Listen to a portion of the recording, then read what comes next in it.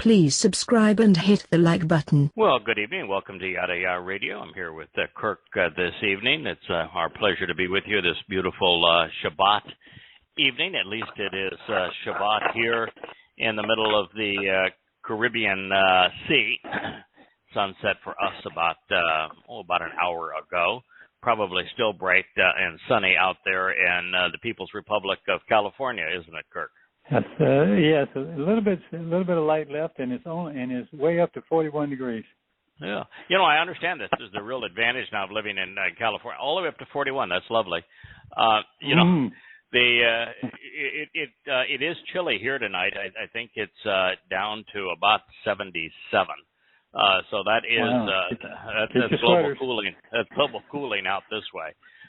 You know, it's a real advantage now living in California. You don't need to bring a credit card or cash to any retailer. It's everything is 5-finger discount.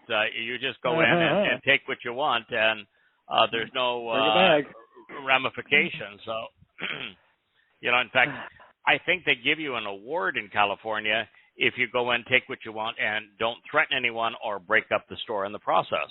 So,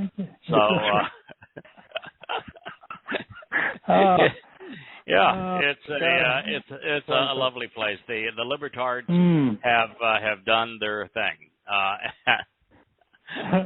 I tell you what, I won't be anytime soon that I will be headed to California, Washington, or Oregon State, or any of those communities. I'm told by an avid listener who is admittedly biased that our last program was worth listening to either 3 or 4 times is how often my wife listened to it. So I guess we did an okay job on the last show. We got a really tall order to live up to this time. So let's dig right in. Quite frankly, I think we're dealing with good material. Not only is Zechariah a very interesting prophet, but he got the premier job. His entire book is a presentation of Yom Kippurim, and Yom Kippurim is the single favorite day on Yahweh's calendar. From his viewpoint, it is the antithesis of a day of affliction. It is a day of great celebration and the reconciliation with Israel, which has been wayward for a very, very long time. So, just in case we needed to be have that reaffirmed, we were at the end of our last program, and Zechariah, I think, Kirk, and it reads as follows. Yeah, it reads as follows. And I will come to them and bring them. The speaker here is Yahweh. And I will come to them. When was the last time that Yahweh came to his people? Not for a long time. It's about 3,450 years ago, give or take a jot or a tittle. So this is a big deal. And I will come to them, and I will bring them to live and abide in the midst of Jerusalem, the source of guidance on reconciliation and restoration. Boy, that's going to be news to the United Nations. You know, the United Nations voted so much fun. a couple of weeks ago, something like 200 to 19 to designate Yahweh's Temple Mount as a Muslim holy site with no affinity whatsoever to Jews, much less Christians. Somebody ought to tell those buffoons that the only claim that Muslims have to Jerusalem and the Temple Mount is Muhammad's pathetic night's journey, where he was engaged in pedophilia, and he had just spouted out the satanic verses, so he was in a whole world of trouble from a credibility point of view, because in the satanic verses there are 4 gods, 3 goddesses in addition to Allah, occupying the great rock pile of the Kaaba. And so he had been accused of of speaking on behalf of Satan. Then he admitted that all of Allah's messengers speak on behalf of Satan, and that he had this issue too with pedophilia, and that he was 53 and his girl toy was 9 years old. And so he needed a credibility boost. And what could be more credible than claiming in the middle of the night while you're sleeping with a 9-year-old girl that a flying ass came to your bed and you jumped aboard the flying ass and you flew from Mecca to Jerusalem to meet with all of the Hebrew big shots in the temple.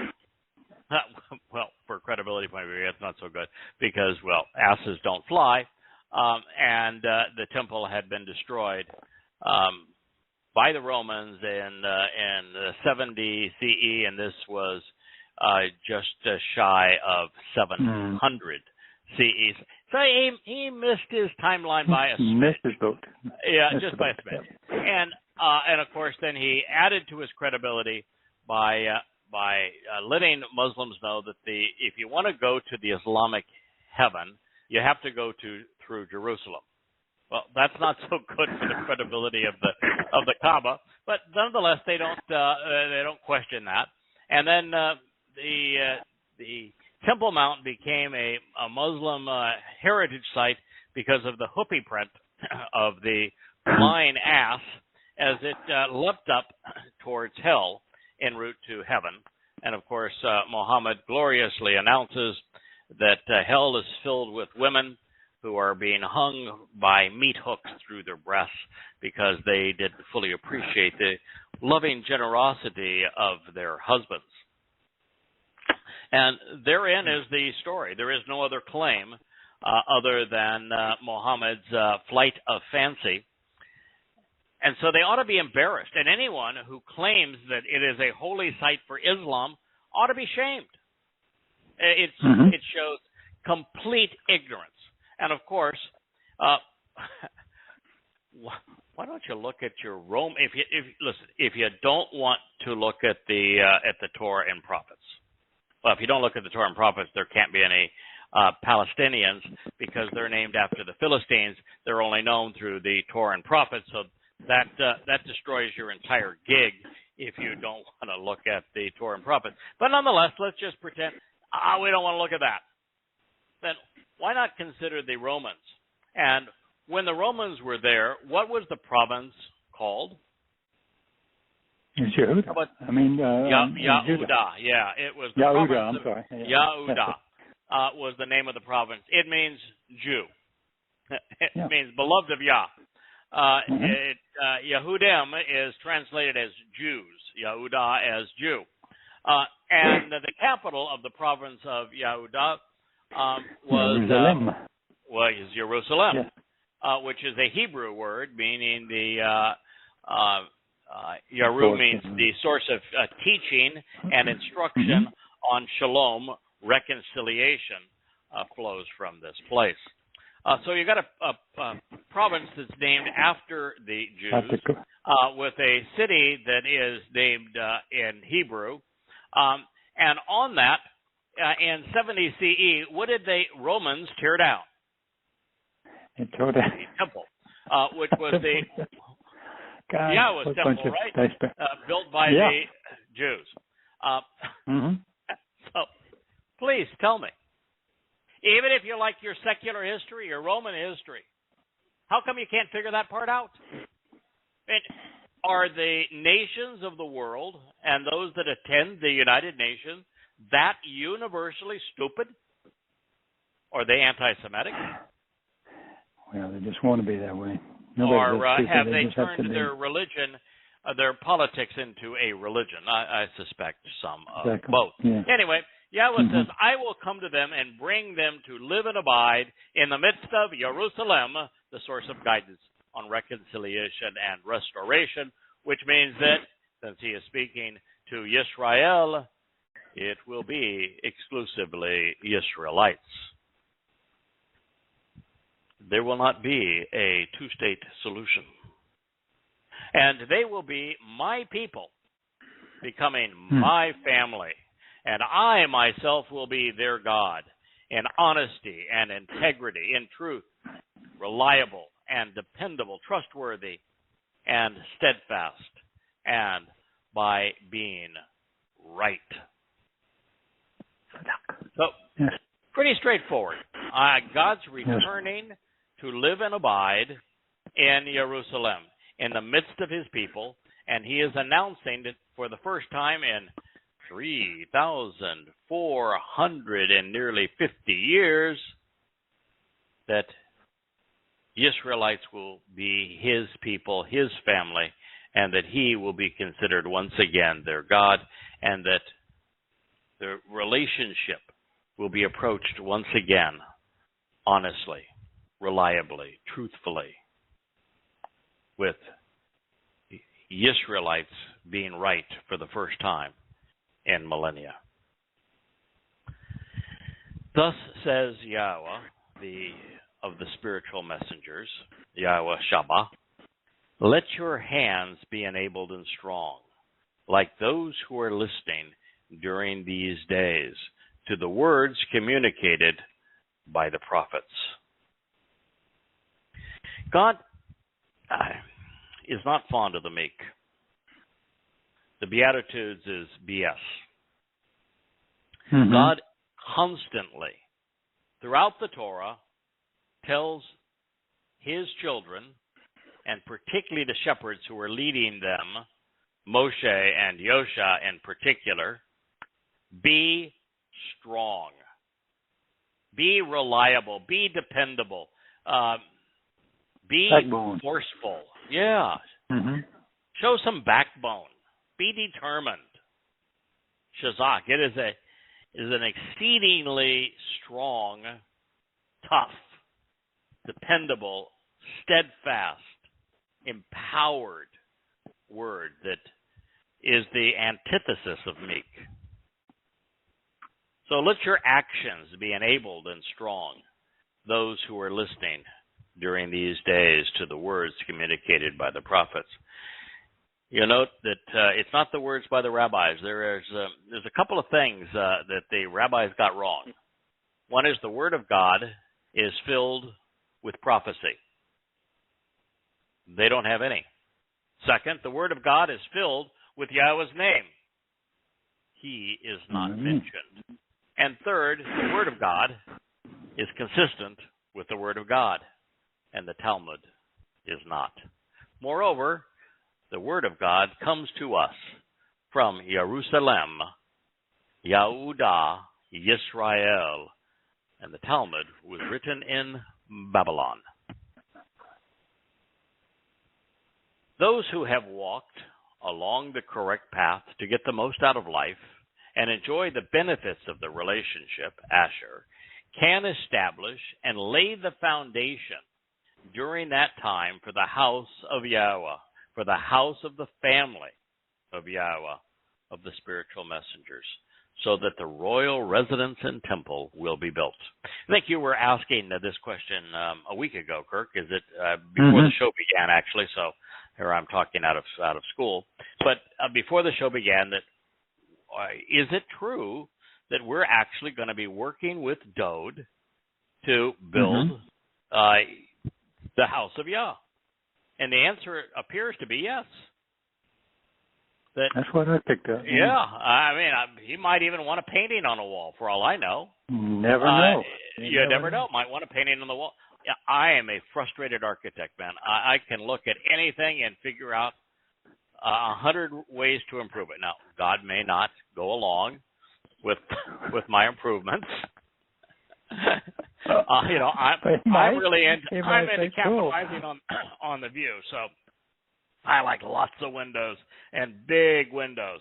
And he may want to keep it a little more intimate. I don't know. He, for all I know, is an introvert versus those of us who are extroverts. He might like some peace and quiet.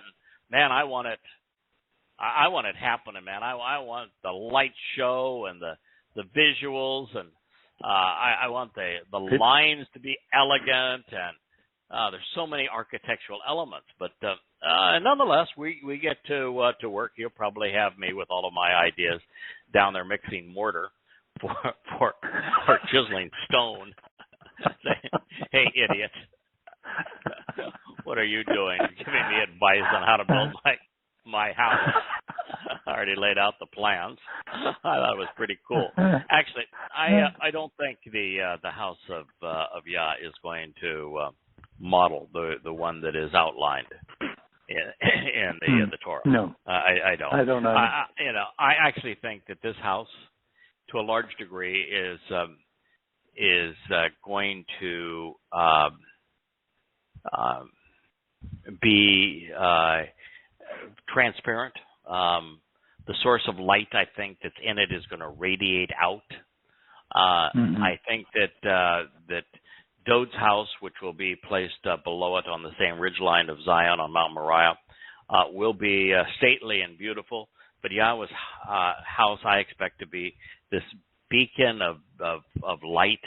I almost think of it as a diamond with multiple facets and the light being broken into its very charismatic colors. I see a bridge of light spanning between the two homes over the flow of living waters that are going to come out of olives and through the center of Jerusalem, running all the way to the sea, both to the what was the Dead Sea that will become the Living Sea, and the Mediterranean. I just think it's going to be a marvelous and beautiful sight. But now maybe I'm projecting my own thoughts on it. But one of the things that becomes clear, as I told you, Kirk, that that today I finished Chapter 9 of Introduction to God, Volume 2. And the entirety of it is a translation and commentary on Mashal, Proverbs 3. And it is a note from a father to his son. And so it's from Yahweh to Dode, but it's an open letter because it applies to every child of the covenant family. And one of the concluding comments that is made in it is God says that I'm a proud father.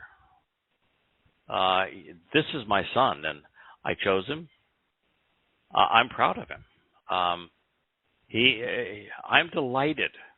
In fact, I would even goes as far as to say, I think he's right. And of course, one of the reasons that Dode was right is that Yahweh inspired him to be right with what he wrote. And the reason we are right is that we have studied and accepted Yahweh's perspective. And if you accept Yahweh's perspective and you accept his testimony, then God's going to think you're right because you're correctly conveying what he said. It's pretty hard to be wrong under those circumstances. Yeah. So God does think that we're pretty cool. I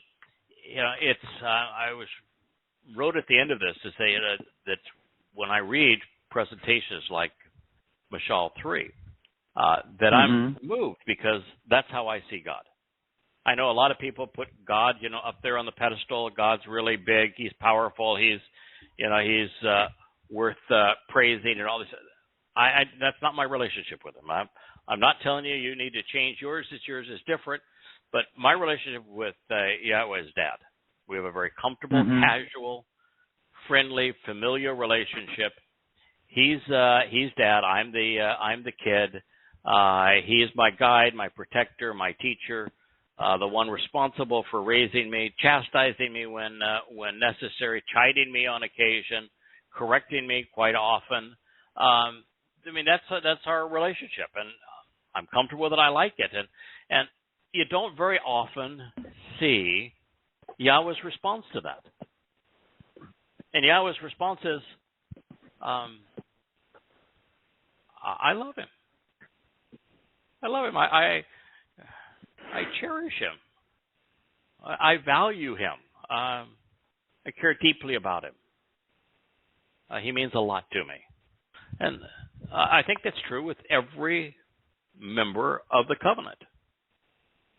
there are some that are exceptional. We were talking about in this program, Saint Jackie, for example. But I don't give her the time to say that, tongue and cheek. But she is an extraordinary individual. I can't tell you how happy I am with the wonderful job David's done in creating the Yada Yahowah website, and how beautiful it looks, and it works on every platform, and how it's getting better and better. And I use it every day. Yeah, we have some wonderful family members, and Yahowah is proud. And so this house that we're building for Yahowah, it's our house too. It's our family, our house, our family. We're gonna Brother Dode, Uncle Moshe. They're all gonna be there, and we're family. So I do think that we get to do more here, and this is really a joyous moment. So I think we get to do more here than just lay bricks. And chisel stone and lay bricks. And I just don't think that this house is going to be like the others. I think God's going to say, all right, let's have some fun with this. We're all here. Let's do it right. And that's where we're headed. So Jerusalem is going to become the most glorious place on earth. Its heart will be Yahowah, while the souls are the people of the covenant. The day that God can once again say, these are my people, and I am their God. It was predicted, of course, by Hosea, having forgotten the Torah and breached the terms of the covenant. Yahowah divorced Yisrael, but now the family is back together again. Yeah, and Hosea says, they are not my children. And then he says, but a time will come where they will be my children, and I will be their God. Yes. This is that time. This is the most important day in all of history from Yahowah's point of view. I think it's the second most important day for humanity. I think the most important day on humanity was the fulfillment of Matzah.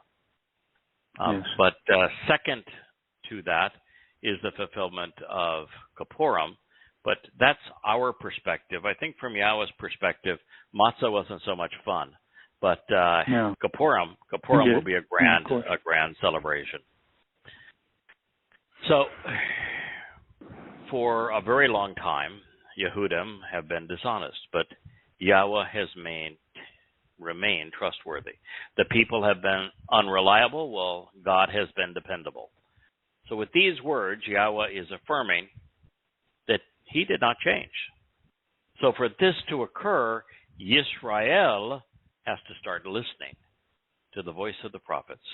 And that's such a remarkable thing, because right now, Israelites, Israelis, and Jews listen to the rabbis if they're among the 20% who are religious. Yeah, they do it all. Yeah. They listen to their politicians if they're Israelis who are more secular. And boy, are they political. I mean, wow. I mean, there are that is a political community, I'll tell you.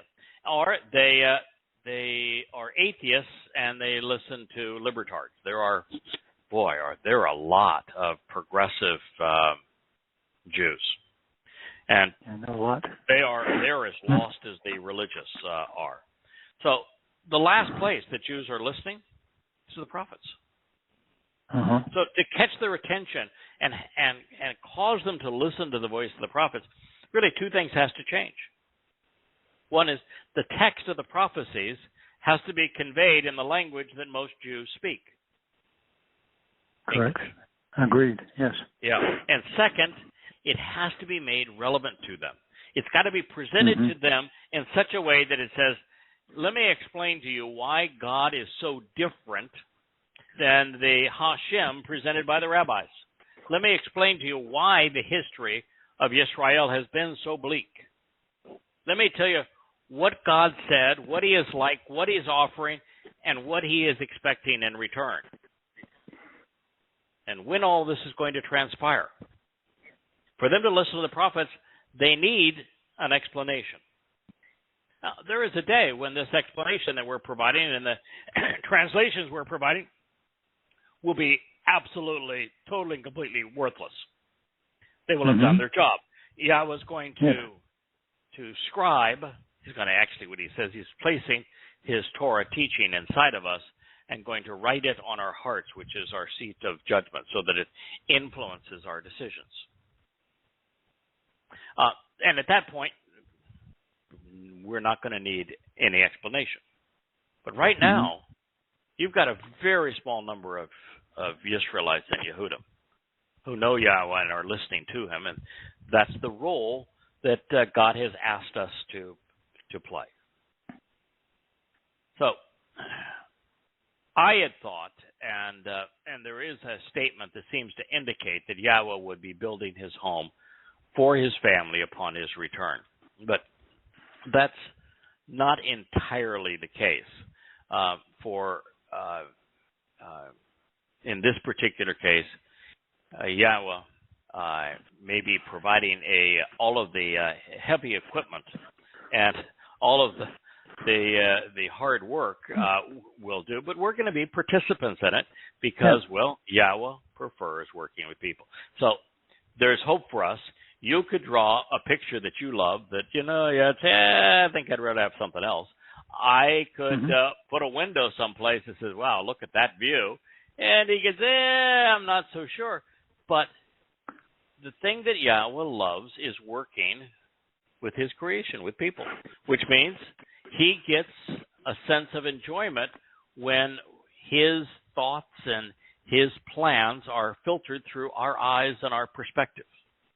So my guess, he'd say, yeah, that's a nice window. Good picture. Where should we put the picture? Right? How about in front of the window?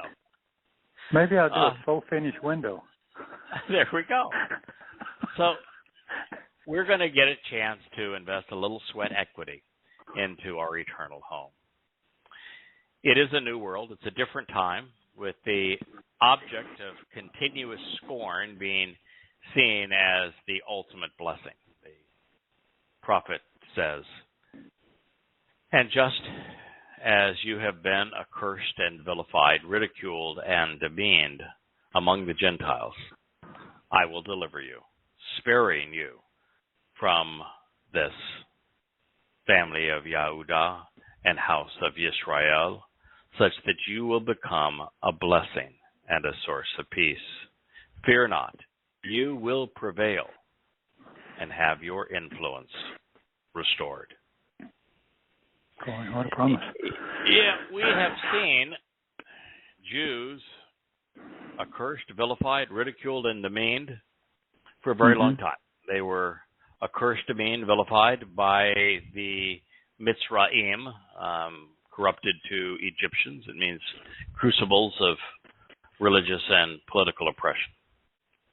We saw them ridiculed and demeaned and accursed, implicated, found contemptible by the Assyrians. The same was true with the Babylonians. The same was true 3 times by the Romans. Same was true by the Muslims. Same is true by the Europeans, and particularly the Nazis. Same is true today, not only by Muslims, but also by the libertards, the progressives of this world.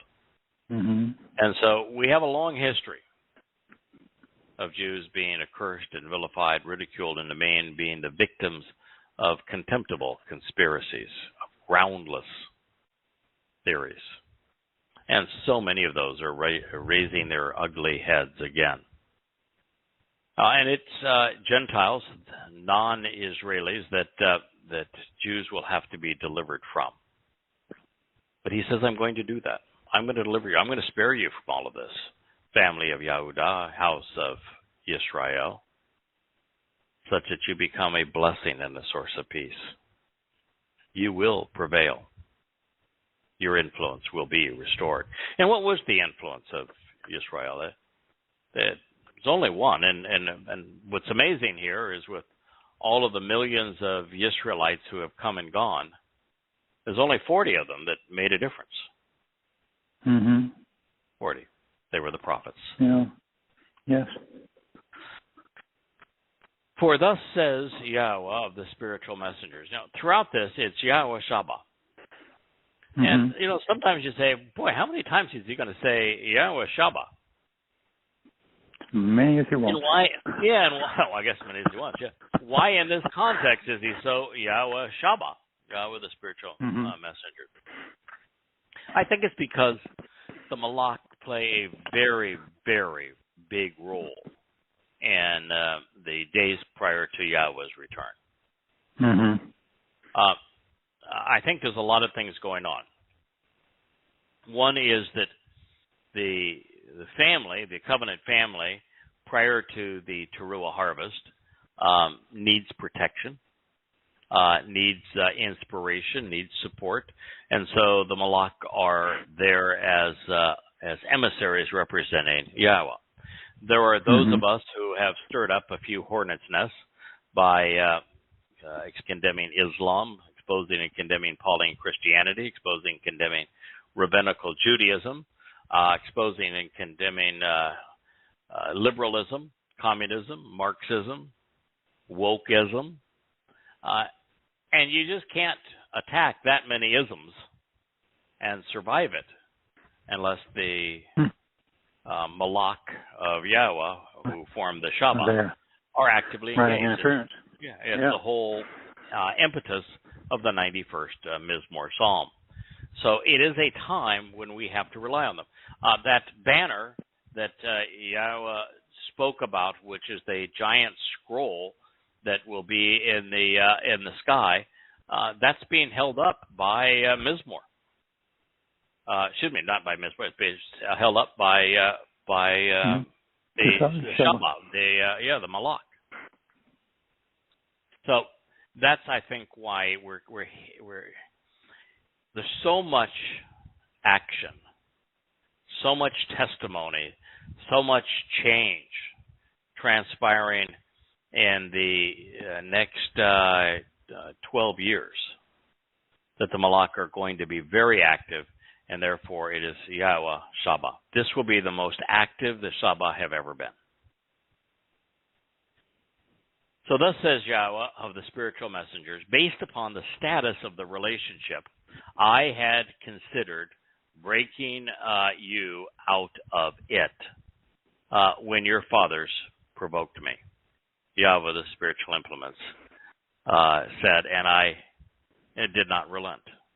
However, now I am intending upon my return at that time to do what is right and good for Jerusalem and for the house of Yahudah. Fear not. I am happy, pleased that we read what has to be true, that Yahweh is not hiding this from us. 3,400 years of bad behavior of the people that he had rescued and saved, and that he communicated his testimony in their language and their presence through their people, and made all of these promises too, for those people for 3,400 plus years to constantly spit in his face, to rebel against him, to create their own scriptures, to create their own gods, to ignore him. I mean, the one place you will never find Yahweh's name is among a religious Jew. In fact, his name is not even mentioned in Israel. And here Israel picks a symbol for the ethnicity of Jews, for the nation, the politics of Israel, and for the religion of Judaism, and it's a goddamn Star of David. Mm-hmm. And one thing he said is don't be worshiping the sun and the stars. There is no Star of David. If you're going to pick a symbol, Yahweh's symbol is the menorah, which is the symbol that stood between the two witnesses during the last days. So Not only have they spit in God's face, but they've renounced his name. They've renounced his presence. They speak out against him. And so it's good to see Yahweh telling us the truth, that based upon the status of the relationship, he had considered ending it because he had been provoked to the point where he couldn't stand it anymore. Nonetheless, God made a promise to Abraham, and despite the nastiness of the people, he's going to honor it, which means he's going to return on a day of reconciliations, and every Israelite who is willing to listen, open their minds, open their eyes, open their ears, listen and observe what Yahweh has to say, embrace him, come to appreciate what he is offering and asking in return, that he is going to reconcile his relationship with them, doing what is good and right. Going to do so in Jerusalem for the house of Yehudah. That's his promise. Now, if you are a Jew, you are an Israeli, this is your opportunity. God is willing to greet you with open arms. All you have to do is acknowledge who he is, accept the 5 conditions of the covenant, attend his Moed Mikre. Just acknowledge him, accept him, approach him, stop ignoring him. And, it's not just that you're going to have a nice reunion and won't it be fun, but from that point, eternity begins. We become 7-dimensional. We get to explore the universe. We get to camp out with our Father and Creator. It's worth doing, and it's an open invitation. So he's intending on doing what's right and good for Jerusalem and the house of Yehudah. These are the words which, for the benefit of the relationship, you should act upon. Speak the truth, demonstrating some integrity to one another. From friends to neighbors, from associates to nations, being trustworthy and honest, exercising good judgment, while deciding in favor of restoration and reconciliation on behalf of those with whom you can reason. Zechariah 8:16.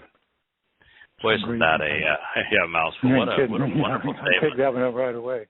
Yeah. These are the words for which for the benefit of the relationship you should act upon. You should consider doing. Speak the truth. Boy, there haven't been a lot of Jews that have done that. Well, that's a little unfair to Jews. There haven't been a lot of people that have done that. Truly. Demonstrating integrity. Debar emeth. Do so to one another. From friends to neighbors, associates to nations. Being trustworthy and honest.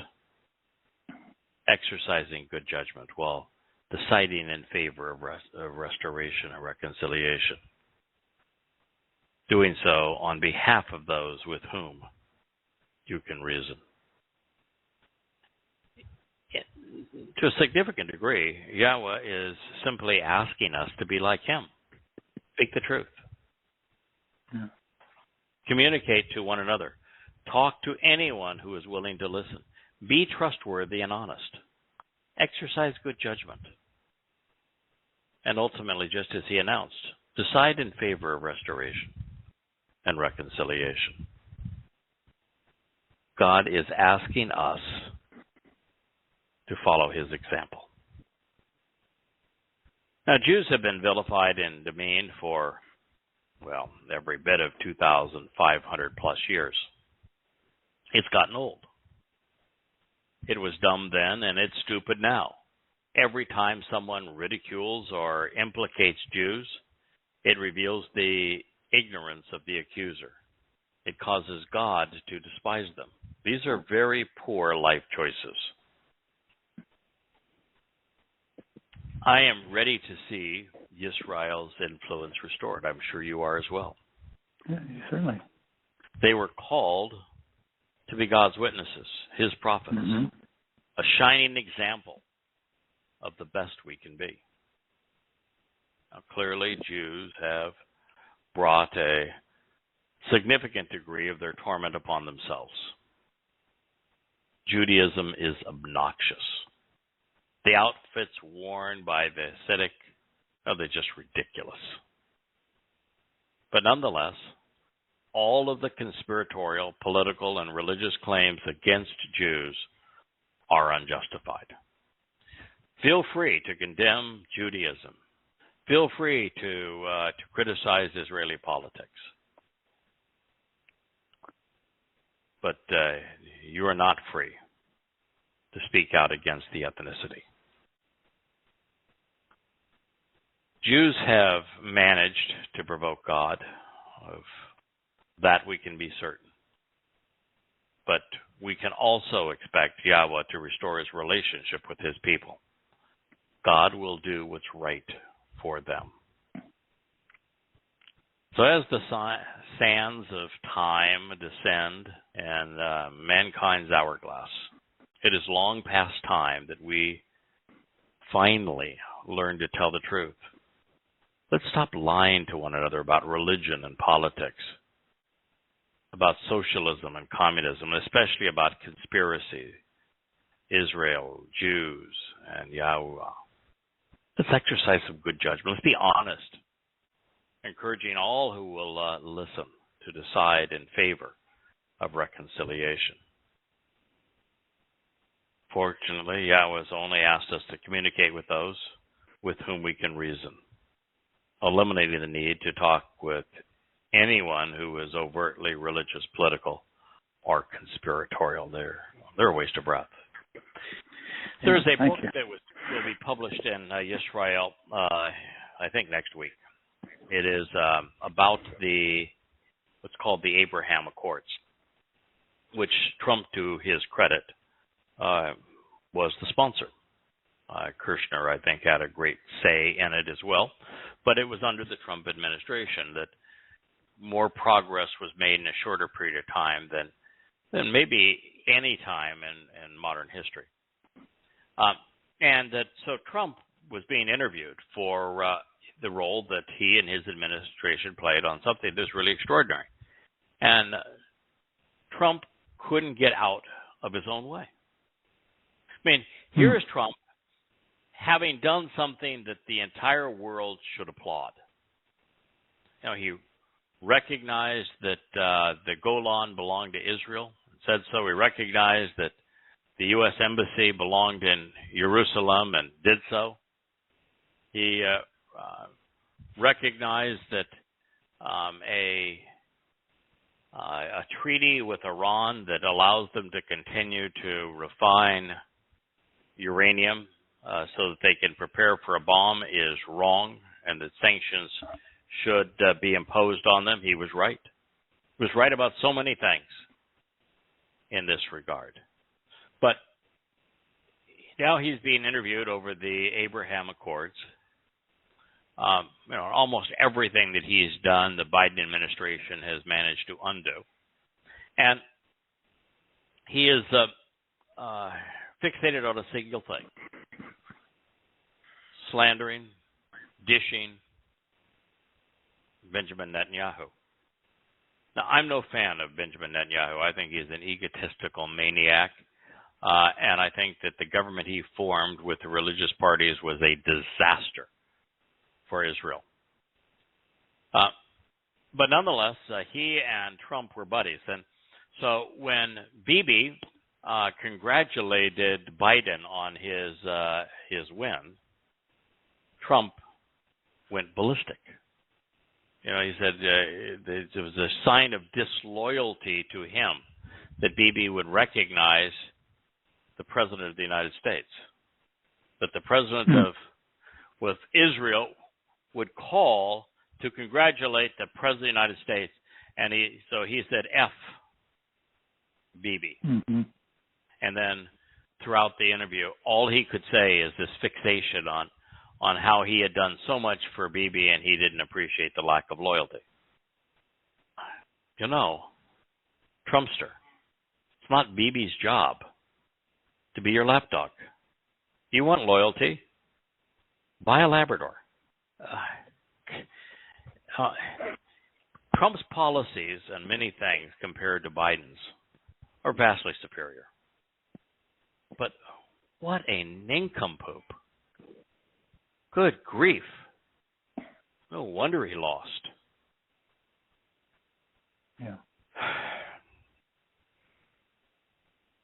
This is the prophetic pronouncement of Yahweh's word concerning Yisrael. Yahweh, who spread out the universe and established the earth, and who shaped the impulse for inside Adam and humankind, predicts. So that's saying, okay, you may want to listen to what I have to say, because I just happen to be God. My word is trustworthy and true. I am the one that established Yisrael. I am the one that spread out the universe. I am the one who conceived the earth. I'm the one who shaped the impulse for the spirit inside of Adam, humankind. And this is what I am predicting. So, not very often that God talks to us from that perspective. Mm-hmm. But when he does, you ought to take notice. So in this proclamation, Yahweh attests that the universe is expanding and that the fabric of space bends. And while we know these things now, circa 500 BCE, we did not. With this statement, another piece of the puzzle also falls into place. The Bereshit Genesis account tells us that Yahweh gave man, like all other animals, a nephesh soul, or consciousness, to make him a living creature. Then Yahweh revealed that he equipped Adam with a nasama, conscience, to elevate him unto the likeness of God himself. Our conscience is our nasama. It's our seat of judgment. It's what enabled Adam and us to differentiate between right and wrong, to discriminate between good and bad, to judge between the ways of Yahweh and those of man. Therefore, our conscience is what God conceived within humankind to make us receptive to the Spirit. Mm-hmm. With it, in addition to our nephesh, humankind is equipped to live in Yahweh's presence. Now, with this realization, one of Christendom's biggest myths is busted. There's obviously no such thing as original sin. The Catholic Church's position that a child must be baptized in pagan fashion to be purged of Adam's stain is erroneous. From Yahweh's perspective, and his is the only one that matters, Adam was conceived with the means to restore the relationship. His nasama conscience was passed on from father to son, but not his sin. That was a great connection, by the way. Yep, that was connecting some great dots. Yeah, we gain the conscience, the ability to discern good from bad, right from wrong. But we are not stained with his mistakes. By all the sins, yeah. Correct. Great. This note, while most people are likely imbued with a conscience today, most have a inoperable nasama. It runs on logic when fed accurate information. Religion and politics are its nemesis. The former gums up the works with faulty programming and errant data, while the latter renders judgment offensive. Well, that's a fairly profound thought. Mm-hmm. So most people, while they have an asalma today, it has been rendered inoperable. That's why they can't exercise good judgment. I was talking with a friend of mine at lunch, and he dearly loves his wife. He's loyal to his wife, but his wife is a libertard. And he cannot have a conversation with her about politics because as a progressive, evidence and reason does not matter. She can't process facts. She can't appreciate the importance of logic and of forming conclusions based upon making the right connections. Completely lost on her. And so this is an example of what religion and politics do to people. The same thing would be true with a religious person. Religion gums up the works, literally with faulty programming and errant data, while politics now renders judgments offensive. That's the whole nature of political correctness, of wokeism. And now, with this in mind, said earlier. No, I was yeah, going to say what you said earlier. You don't have to argue with these people if they have no logic. If they can't talk to them in a logical approach, don't waste your time. That's a waste of time. Excuse me. Even God can't convince a religious person to embrace Him. Yes.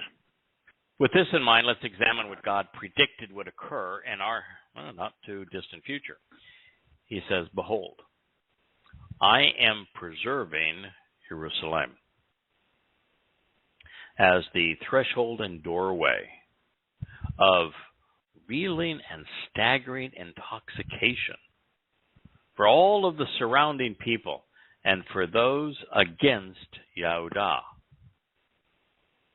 This will exist during the siege against Jerusalem."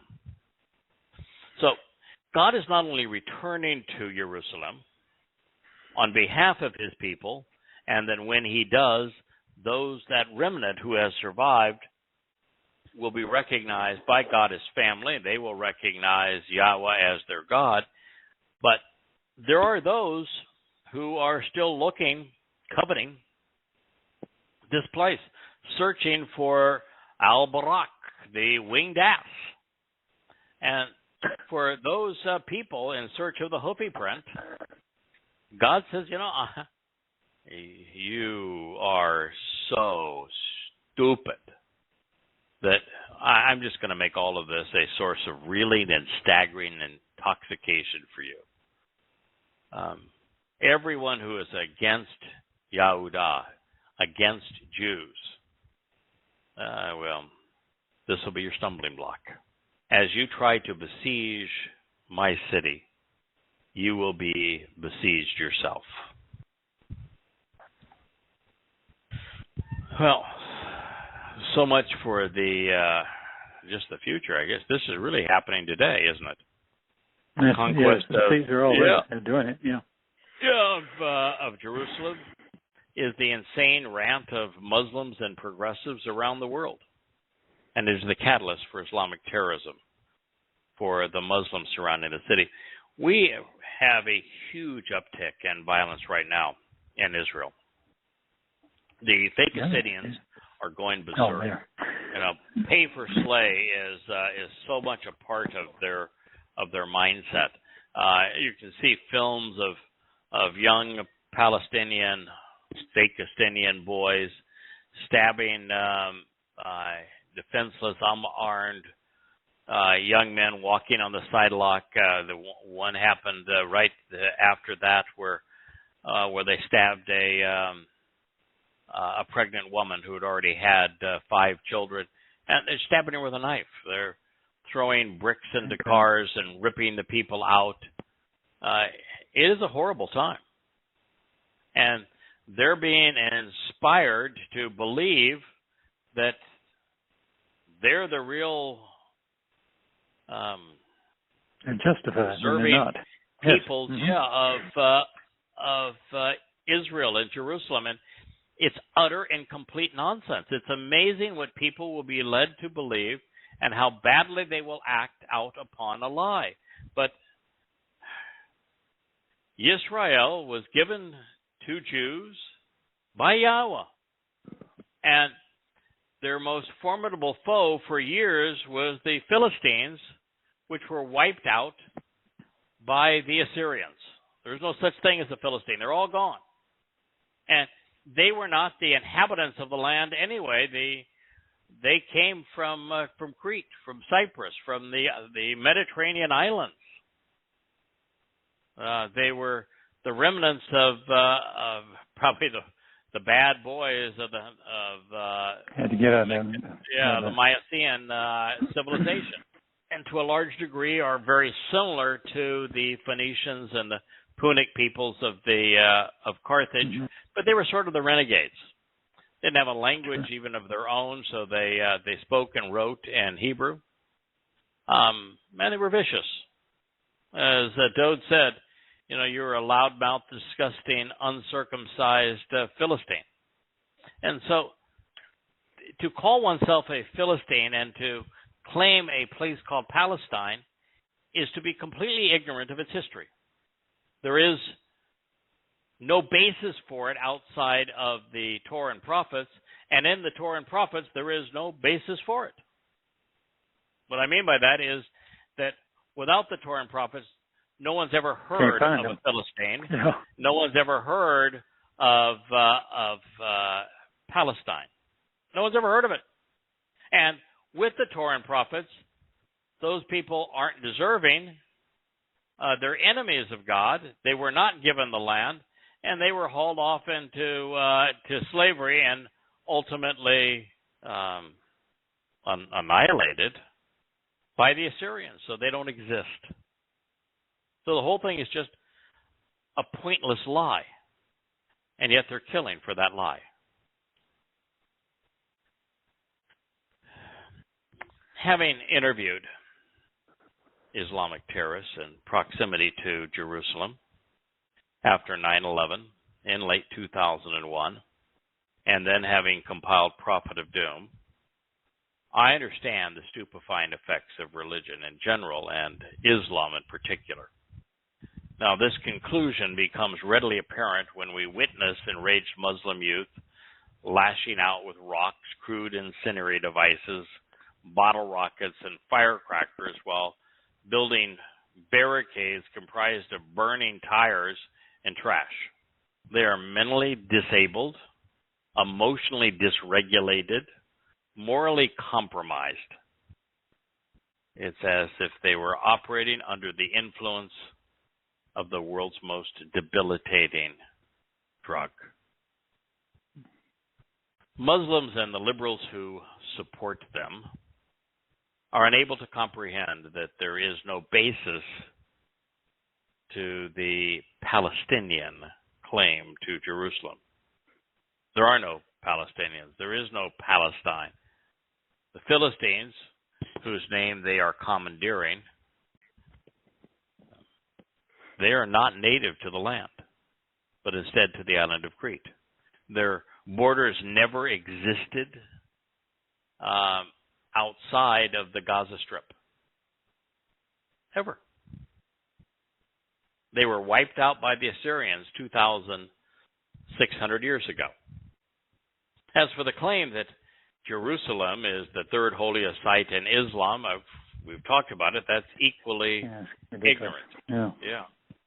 No, it's based on Quran and Hadith stories that are enormously embarrassing to the religion.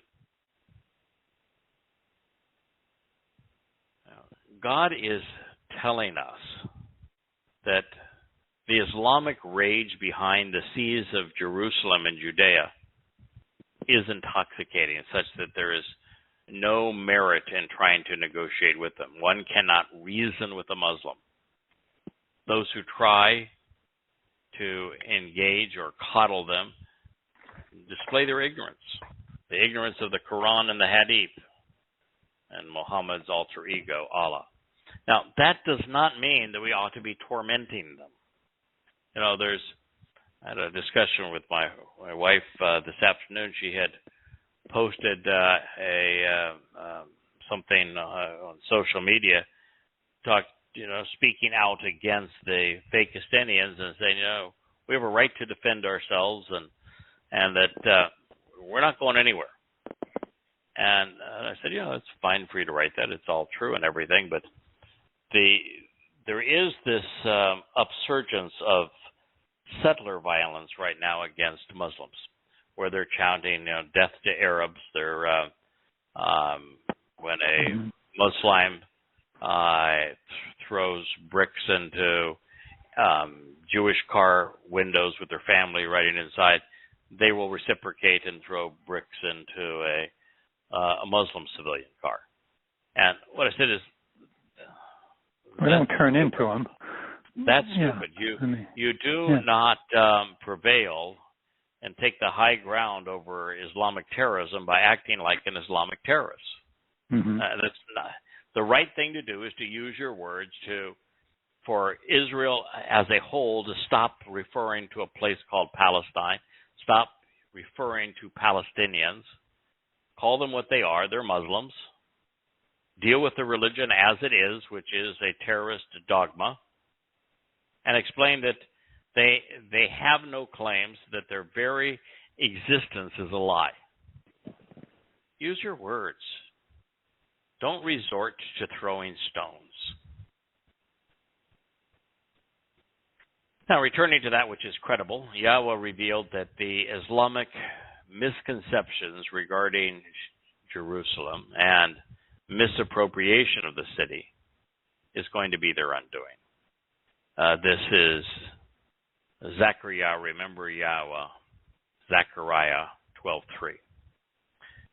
It shall be during this time that I will cause Jerusalem to be an immovable stone for all these people. Everyone who attempts to move it will lacerate and impale themselves. And yet Gentiles from every ethnicity, nation, religion, and place on earth will gather against it. So God said, have at it, man. Didn't leave anybody out, did it? You want to come? You want a piece of me? Come on. Go ahead and try. Let's say, for those that have come to attack Israel, who want a piece of Jerusalem, claiming it, who want to kill Jews, you just go right ahead and try. Do you see how that works out for you? You're going to fall on their own swords. They're going to cut off their own feet. They're going to die by their own words. So it shall be during that time that I will cause Jerusalem to be an immovable stone for all of these people. Everyone who attempts to move it will lacerate and impale themselves. And yet the Gentiles from every ethnicity, nation, religion, and place on earth, Kol Goyim Ha-Eretz, will gather against it. I mean, some point you got to say, why are you fighting against God? Too short. Why would you want to fight against God? It's not going to work out for you. This story has a happy ending. And if you are a Muslim, it isn't going to work out well for you. Man is a slow learner. Some will never understand. Among our worst choices is to oppose Yahweh, his people, and his place. The earth is littered with the ruins of nations and institutions that have tried. To this day, Jerusalem is the most contested place on the planet. It is the capital of the Jewish homeland, a gift from God to everyone the world over seems set on taking it away and giving it to religious terrorists. In keeping with cancel culture and political correctness, the truth is disparaged to establish a myth. Israel's a tiny place. I think it represents 0.2% of the land in the Islamic Middle East. 0.2%. There is no shortage of land in the Islamic countries. They are, for the most part, very sparsely populated. I mean, the Sinai is still an open wilderness, as is most of Egypt. Jordan is mostly huge tracts are uninhabited. The majority of Saudi Arabia is lightly or uninhabited. If the Crown Prince Mohammed continues to have his way with Yemen, it will be mostly uninhabited. There just isn't a shortage of land in the Islamic world. They don't covet Israel because, well, look, they need a homeland, they need a place. Mm-hmm. No, they covet it because they hate Jews. Jerusalem and Judea will continue to be under siege between now and Yahweh's return on Yom Kippurim. The only thing which is going to change is the source of belligerence, the size of the assault, and the caliber of weapons being brought to bear against God's people. In this case, Yahweh is speaking of the Magog War. It's an assault triggered by Muslims after the fall of Syria, which will ultimately engulf the world in conflict as nations take sides. Boy, I tell you what, the world's in an exceedingly dangerous place. I think there's now only around 15 countries in the world that support Taiwan. And systematically now, China is going to each of the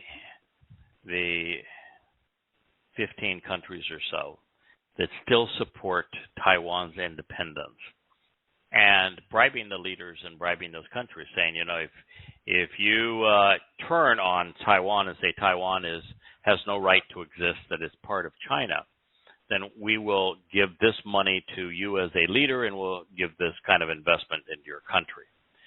They're literally bribing people so that there is no country left that will support Taiwan, and they're going to invade. It's certain. And Russia right now is viewing the Ukraine like we viewed like the U.S. viewed the Cuban Missile Crisis. Although the Ukraine is probably worse, because in the Ukraine the revolution that overthrew the pro-Russian government was staged by the United States, equipped and staged by the United States, and financed by the United States. And so we overthrew the government of the Ukraine because, well, we wanted a place for NATO to go and play and have fun. And then we supplied, which are probably the most unethical people on the planet. The Ukrainians are exceedingly unethical, with many, many billions of dollars of U.S. military hardware. Now, this is a country, a region that had been part of Russia for many hundreds of years. It has Russia's most important pipeline running right through it, that Russia had supported financially, and we took it over in the West, the United States leading the charge, because, well, we wanted a playground for NATO troops and for American weapons. And we wanted to do what Khrushchev attempted to do with Cuba, which was arm a place on the Russian border near the Russian heartland. And we've done so. So Russia's saying, you know, why should we put up with you continuing to put weapons and armaments in Ukraine? And why should we allow the Ukraine, this illegitimate government, to harass the ethnic Russians that are in the eastern part of the country? And so Russia has put, 100,000 troops on the border. And Putin is doing everything he can say you know, you have given me no alternative but to go in and protect the ethnic Russians. And I would not be surprised if he says, I don't have anything to lose anymore. This is the Cuban Missile Crisis played in reverse. And so the world's in a very dangerous place. And then you've got Turkey, which has imploded. Erdogan has done everything wrong, and their economy is in free fall, and there are riots throughout the country. And you've got them treating the Kurds, which are the largest ethnic minority in the world without a homeland, as terrorists, and attacking them when the United States is equipping them to fight a proxy war against the Iranian-backed Hezbollah troops. And you've got China and Russia siding with Iran and Hezbollah and Shia Islam because of the oil and the pipelines around the Caspian Sea. And then you have Europe and the United States siding with Saudi Arabia and the Sunni Muslims against the Shia. The world's an exceedingly dangerous place. And then you add to that the disruption of world economies, which typically leads to war. And America is very close to entering a period of economic collapse, of a Great Depression, and of runaway inflation. That's how much damage we have done to our economy. Supply lines have been horribly destroyed because liberal leaders tried to control the economy, to say who could work and who was essential, not having any clue how complex they are. And then their answer to everything is, let's throw pretend money at it. Let's create the illusion of money. And trillion here, trillion there, several trillion more here, a few more trillion there. And all you do is destroy incentive, you destroy the value of your currency, you destroy your economy. You create a ticking time bomb with debt. And that's where we are. It's a very, very dangerous world. And at the same time, we have the liberals in charge of education, where everything is cancel culture and wokeism, and truth no longer matters. You're rendering generations of people completely incapable of thinking. A very dangerous time we live in. Can I ask a quick question? Sure. Well, I was reading today where they were about the economy, and they were talking about companies. Large companies are looking at 30% input cost. They just cannot. They have to pass that on. So there's no way they're gonna eat it. So that's every price on just about everything in America is going to go up substantially. They can't hire people because they don't want to work. And the whole, you can work out of home and give it as much time as you want or as little time as you want, created an entirely different culture in terms of value that people are providing. The supply chains are so screwed up that the cost of materials are sky high. The ability to deliver anything is so screwed up that goods are sitting in harbors so people can't get supplies. We have taken China to the point where they supply almost everything that we buy in this country, and yet we're going into a rhetorical war with them. It's just hopelessly screwed up and way beyond fixing. Yeah. And who knows how long we're going to deal with all of the constraints of Corona. Yeah. So anyway, God says, during that time, Yahweh declares prophetically, I will strike and destroy every fast-moving and flying weapon of war by confusing the drivers, causing them to be irrational and erratic. It wouldn't take much to confuse the pilots and drivers of military equipment. Not much at all, because they're all now functioning on the GPS system. And you knock out the GPS system, and electromagnetic blast would do it. You knock that out, and they're blind as bats. Our precision-guided weapons aren't precision anymore. Our drones. I mean, the reason that you can control a drone from far away is because of the GPS systems. You know, they have a moving map. They know exactly where they are because of GPS. You put that pilot who is sitting there in a trailer someplace in the desert, 10, 15,000 miles away, and all they've got is steam gauges and visual clues. Ain't no way he could find the target, much less get that drone back. Be falling out of the sky like birds full of buckshot. And so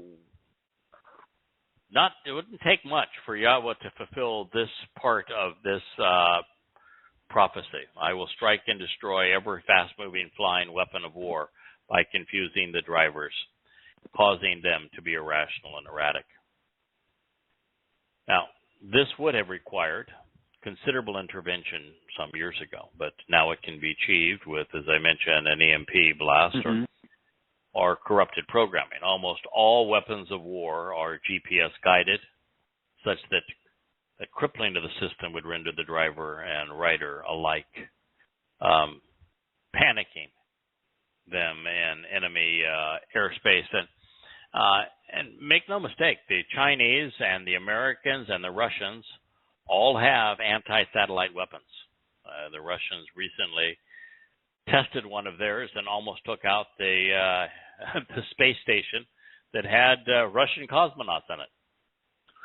I didn't know that. No. We're in a bad spot. And the big war impetus now is on these hypersonic weapons, so that we can nuke one another at blazing speed. They're much, much faster than the old intercontinental ballistic missiles.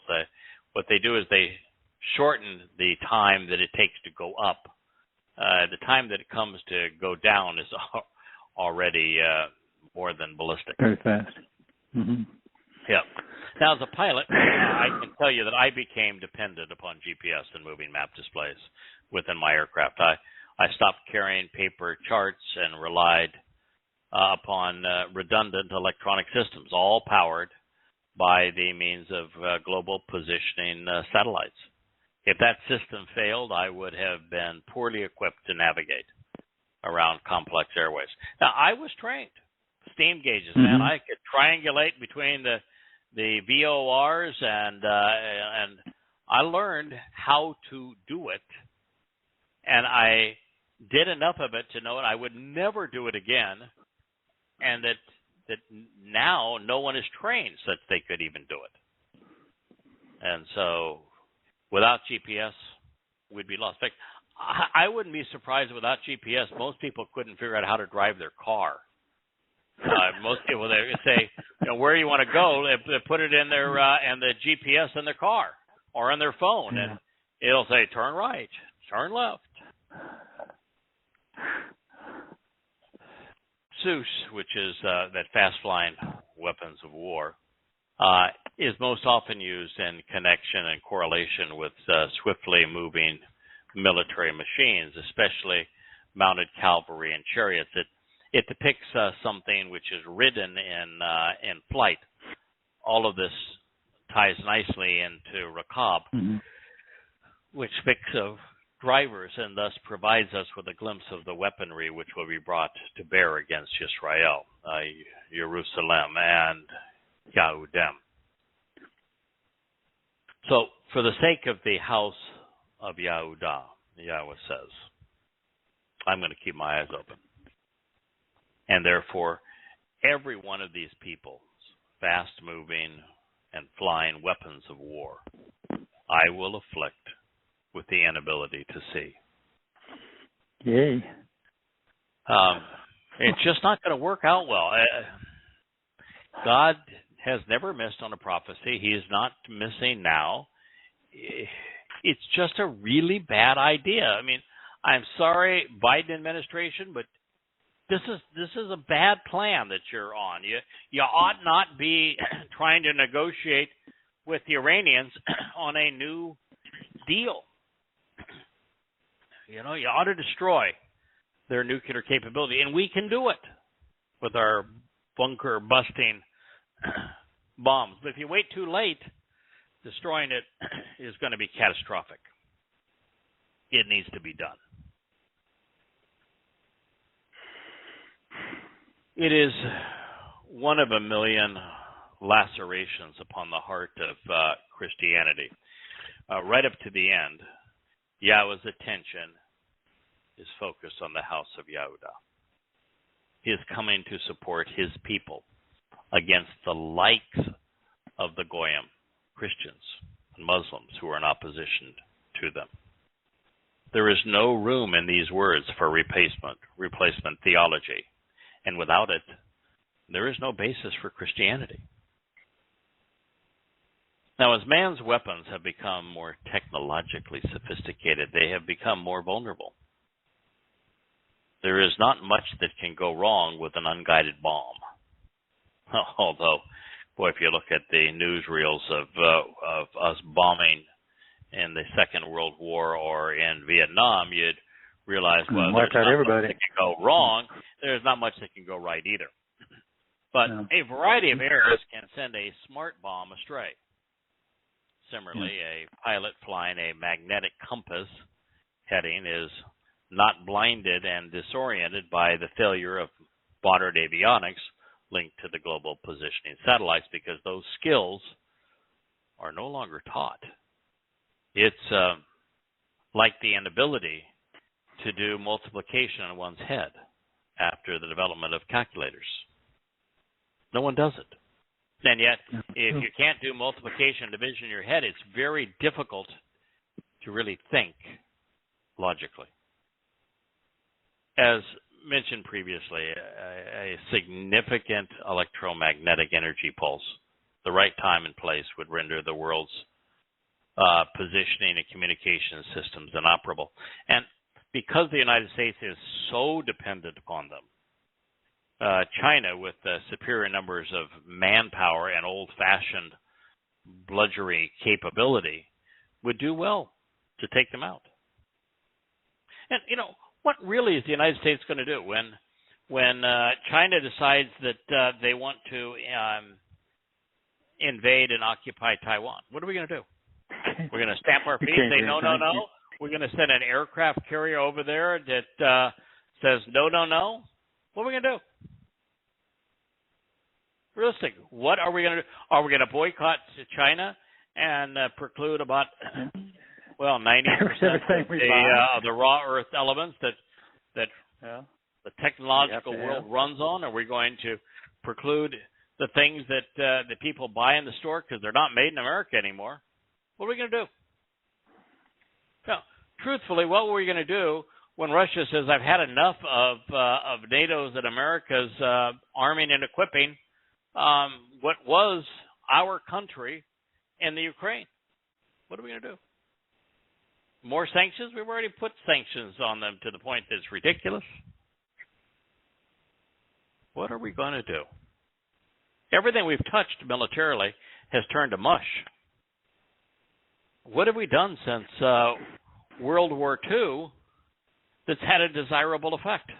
Certainly not the Korean War. Look at what the mess we made, and we left. Certainly not Vietnam. Certainly not the invasion of Iraq and Afghanistan.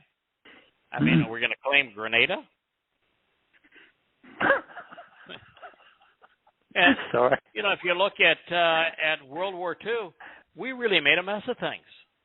We left Europe worse than we found it because we kicked out Hitler, and we allowed the Soviet Union to control even a greater swath of territory. And they were even more oppressive. And in the Pacific, what did we do there? I mean, we lost 3,000 men to our own stupidity in Pearl Harbor, and we avenged their death by sacrificing 300,000. And there's nothing here that says that America's military has been of any value. So, well, God's going to strike down those who openly demonstrate that they have no regard for his people or the promises he's made to them. Yahweh's going to continue to support those who love him and who rely upon him. Zechariah 12:5. Then the close friends and lovers of Yahudah will use their best judgment to say, for me, those who live and remain in Jerusalem are supported and empowered, strengthened, equipped, and enabled by Yahweh, their God, and his conscripts who assist. It is a good thing to be in favor of Yahudah. It means the beloved of Yah. Mm-hmm. There is today a major emphasis by the rabbis of claiming that someone is not Jewish if they're not into Judaism, and only their strain of Judaism counts. They would demean the Orthodox, they would demean the Reform. And so they have created this myth that Judaism and being Jewish are ubiquitous. So when God condemns Judaism and says that he wants to reconcile his relationship with those who are Jewish, God is not being anti-Semitic, nor are we when we take that approach. The rabbis are wrong. So we are pro-Yisrael because Yahweh is. We are pro-Yahudah because Yahweh is. Our mission is to awaken Yisrael and Yahudah so that they come home to Yah. This is our job. This is what Yahweh wants. And so we are leading the chorus of those who say that Jerusalem is supported, empowered, equipped, and enabled by Yahweh. We are the friends and lovers of what it really means to be Yahud, beloved of Yah. The champions and confidants of Yahudah and those who are engaged in a familial relationship with Yahweh's beloved, we are few and far between. We are resolutely committed to the well-being of God's people and to the sanctity of his place. We celebrate the benefits associated with trusting Yahweh to empower and equip his family to accomplish whatever he needs done. Now, should you be confused by the fact that we, like Yahweh, are resolutely opposed to Judaism and to rabbis, it is because they are Yehudah's most debilitating foes. That's tough to hear if you're a Jew. But the truth is, according to God, the most debilitating adversary to Yisrael and to Yahudim are rabbis in Judaism. Those who are attacking Israel are using weapons which are readily disabled, as God has told us, while the festering disease of religion strikes at the heart of its prey, and it metastasizes to the point that there is no longer any distinction between the individual and the institution. So yes, Yisrael, Yahudah, and Jerusalem will be relentlessly and ruthlessly attacked by moronic and barbaric Muslims, by idiotic Christians, by thoughtless multiculturalists, progressives, and communists. But with Yahweh's protection, it will remain the safest place on earth for the chosen people. As God says, be not afraid. Come home.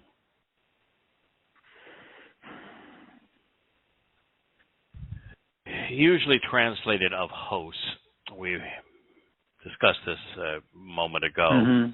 Yahweh's Shabbat are comprised of Malach. They are spiritual messengers and heavenly envoys, and they are a regiment of living implements, energy-based beings akin to light, who are perfectly arranged to serve, always doing as God requests.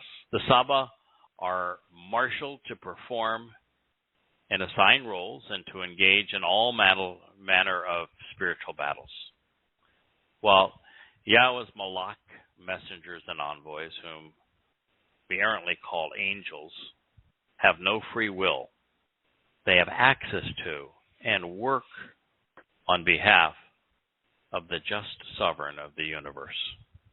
It is really a marvelous job. Mm-hmm. There are no complaints. Returning to Zechariah, we find that sides have been chosen, and all that remains is watching this contest unfold.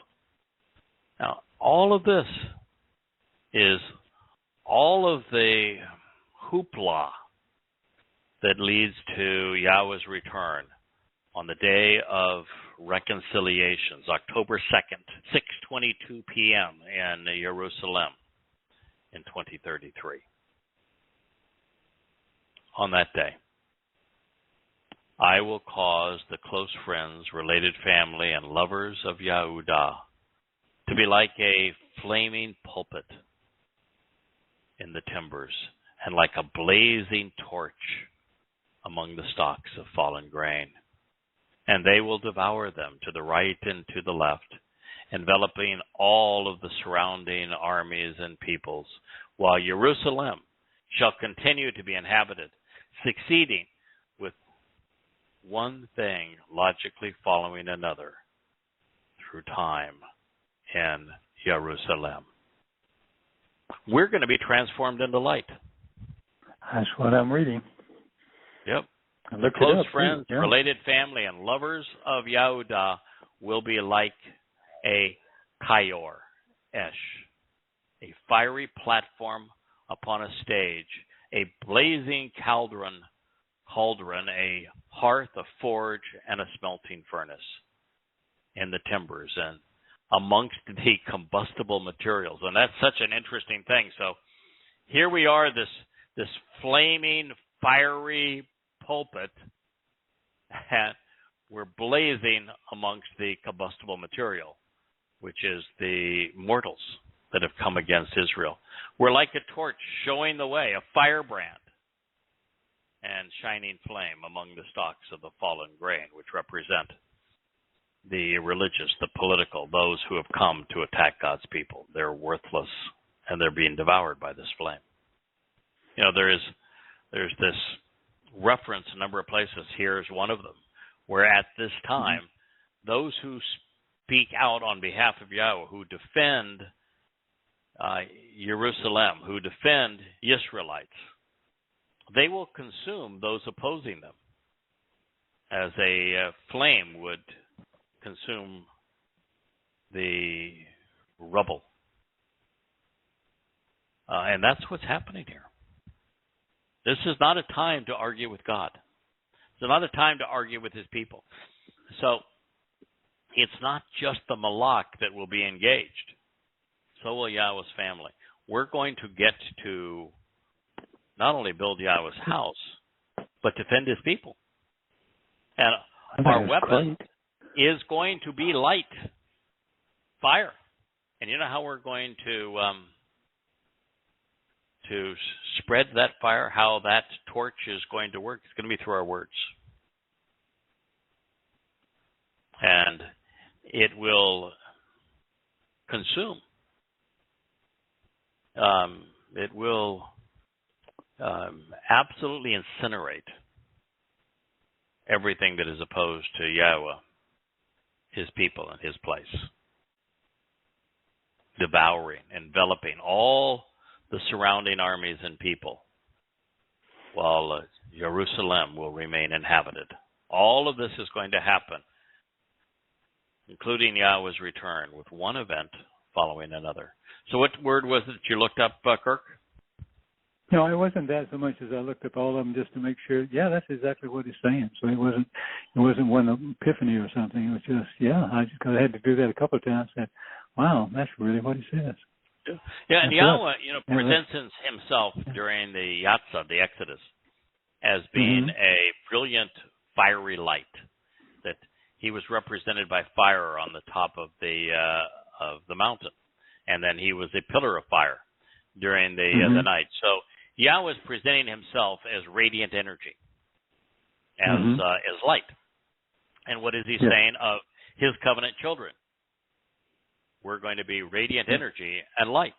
We're going to be flaming, just as Yahweh presented himself in this world. So our presence in this world will be identical to our God's, which means that our God is making us ever more like him. And fire has so many wonderful qualities that I think one of the reasons that Yahweh likes fire so much as a metaphor, and he uses the fire, come into the presence of the maternal spirit, the fiery light of your spiritual mother during the Moed Mikra, is that what fire does is it transforms physical, organic material, our decaying bodies, into light. It's that it is literally consumes one to turn it into the other. So it's such a perfect metaphor. It enlightens, it warms, it draws attention, it perfects both water and food so that the toxins are removed and it's more nourishing. It's very inviting when we're camping out. And it's stunningly empowering. It's what drove the Industrial Revolution, is fire. It's still what we use to generate electricity. We heat water with fire of one sort or another, boiling water to turn a steam turbine. That's how we make electricity. It is the source of our power, has been and continues to be. It brought light to a dark world so we could read the Torah and be with our families and enjoy one another's company even after the sun goes down.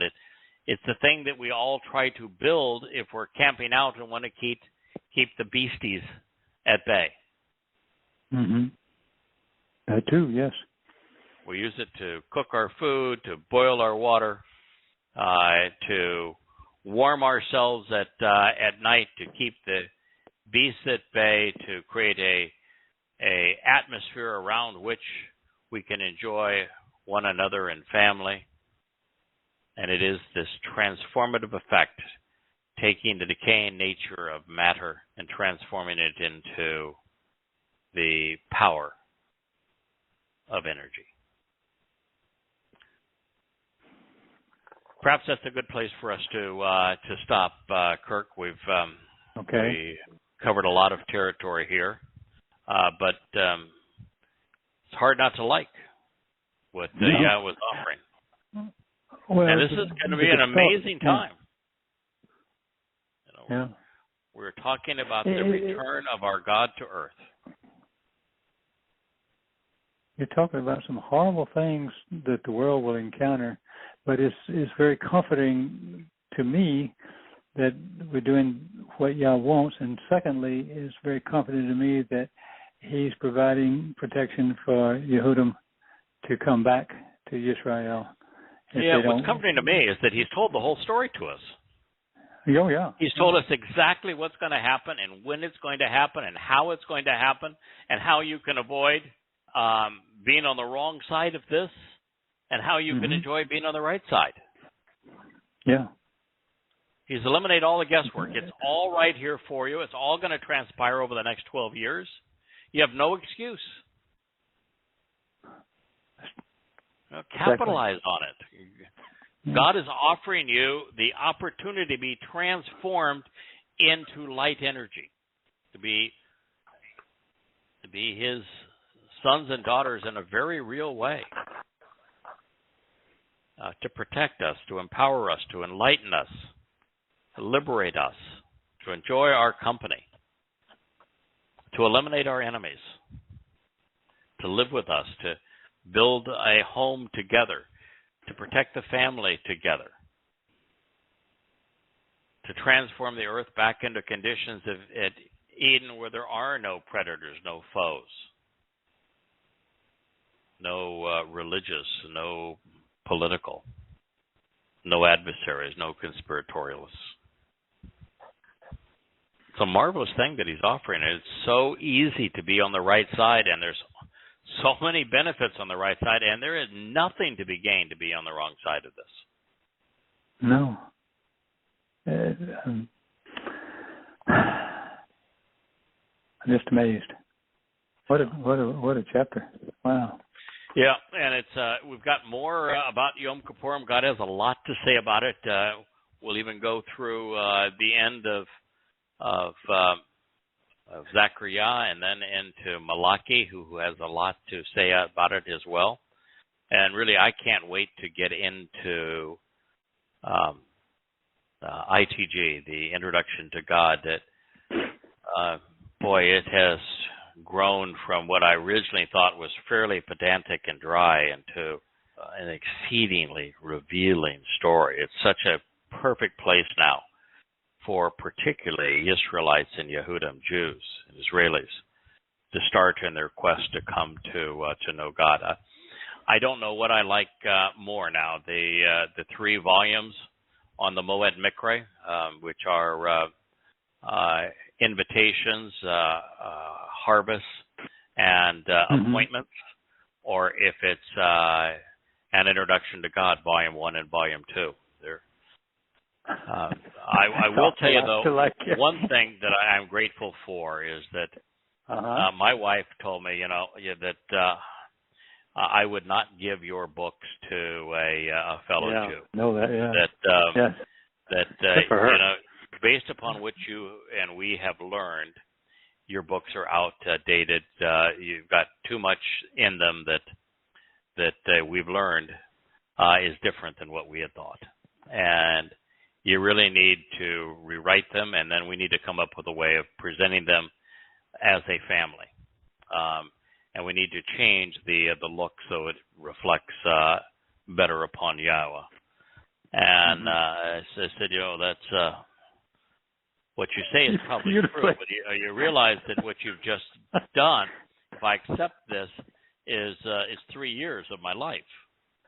I mean, it's not just 3 years of my life. It's 10 hours a day, 6 and 7 days a week.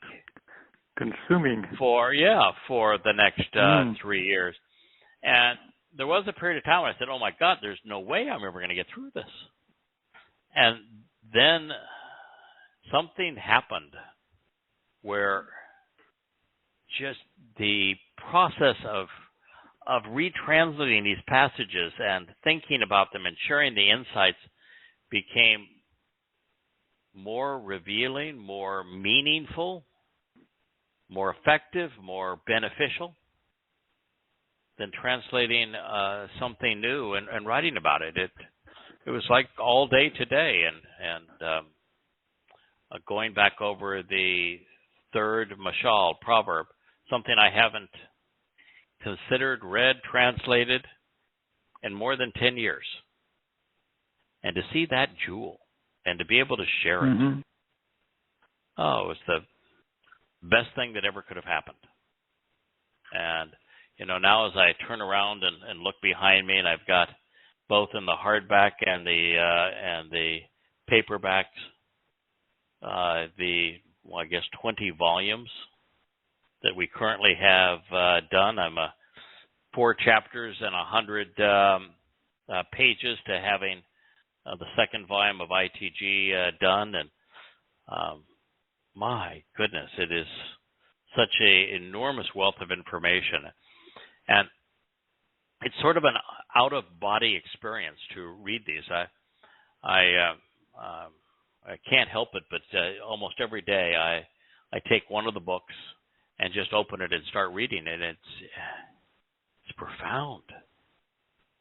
It's no matter where you engage this, the material that God's words, his prophetic revelations, his teachings, are so profound. They're riveting. They're uplifting.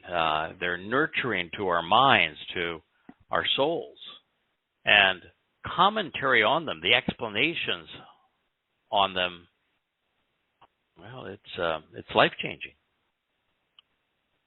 You know, it's funny you say that because for a couple of years I've been printing everything to stay ahead of, so I could read a little bit and take notes on the side of the thing rather than extra legal pads, which I do kind of both. But I've clipped them and I have them in a folder, or I have them in some boxes. And I keep looking through them, and I say, well, I should throw these away. We've got the books now. They're, I'm just reading them out of the books. Right. But every time I pick up one, I start reading it, and I go, wow, that's really good. It's really good. I can't now when I start reading it. It's really good. No, I say, wait a minute. I got to study on this stuff for next week, and I'm, for next Friday, and I'm going, well, I'm going to take an hour or so, and I just, read that for a while. And I'm going, and for a lot of things, we're not bragging. We're simply translating Yahweh's testimony and sharing it and commenting on it. It's Yahweh's testimony, and it is really good. Yeah. Oh, and I'm so our world changed tremendously. Not only when Jackie took over the publishing, so that these books all have now a common theme, a common look, and that they're set. Even the font, the margins, and the font and the presentation is so enormously credible and more easily processed and read. Inside, with this very similar look. It's an elegant look, but also what David has done in reshaping the website and keeping it current, and having all those books available, and having the ability to read these books for free in their entirety on a computer screen or on a laptop or on a tablet or on your smartphone. They read beautifully on a smartphone. It's and the very fact that they're current, it's just so pleased with where we are, and quite honestly, Dad's pleased too. So wow, even better. Wow, that is we're in a very, very happy place, and we're just going to continue to give it our best effort between now and the time that we're called home, and it's our honor to do so. And we hope that many of you come to join us. We're asking nothing of you. We do not solicit and will not accept donations. There is no organization. There's no leadership. There's no oath of allegiance. There's nothing here but God's testimony as accurately presented as we can. Available to you at no charge and no royalty. It's just our pleasure to invite you into God's company. We love Him. We enjoy His company, and we want to share it. Even more than that, God made a promise to reconcile His relationship with His people, Yisrael and Yehudah. He intends to do so. And God never works alone. So He always finds someone, and sometimes it's someones, to engage through to achieve His purposes. And for whatever reason, He chose us. And we're committed to doing the best job we can possibly do, to not letting our God down.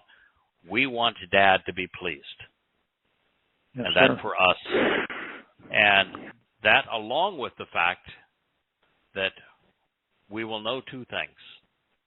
Not only is Dad pleased, but the family will be enhanced by additional members as a result of what we've been able to accomplish together.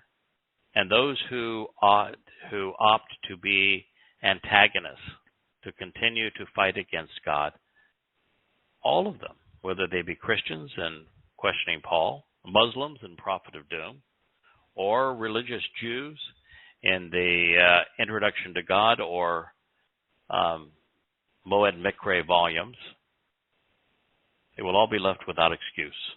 And I think God wants it that way. Mm-hmm. And so we continue to do what we can, serving our Dad on your behalf. So may Yah bless. Happy Shabbat to one and all. We look forward to being with you this time next week. May Yah bless you all. Shabbat shalom. Yes. Night.